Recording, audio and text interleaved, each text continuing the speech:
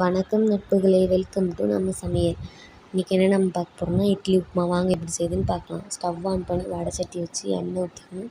எண்ணெய் நல்லா காஞ்சதுக்கப்புறம் கடுகு, கடலைப்பருப்பு, உளுத்தம்பருப்பு போட்டு நல்லா வதக்கிக்கணும். நல்லா பொரிஞ்சு வந்ததுக்கப்புறம் கருவேப்பிலை, கொத்தமல்லி போட்டுக்கணும். கருவேப்பிலை, கொத்தமல்லி நல்லா பொரிஞ்சு வந்ததுக்கப்புறம் வரமிளகா காரத்துக்கேற்ப கிள்ளி வச்சு அதையும் போட்டு நல்லா வதக்கிக்கணும். வதக்கினதுக்கப்புறம் பெரிய வெங்காயம் சின்ன சின்னதாக கட் பண்ணி வச்சுருக்கோம், அதையும் போட்டுக்கணும். போட்டு நல்லா பெரட்டி விட்டுட்டு உப்பு தேவையான அளவு தூள் உப்பு போட்டுக்கோங்க. இட்லியில் ஏற்கனவே உப்பு இருக்கும், அதனால் தேவையான அளவு மட்டும் போட்டுக்கோங்க. ஃபஸ்ட்டு கொஞ்சமாக போட்டுட்டு கடைசியாக டேஸ்ட் பார்த்துட்டு போட்டுக்கோங்க.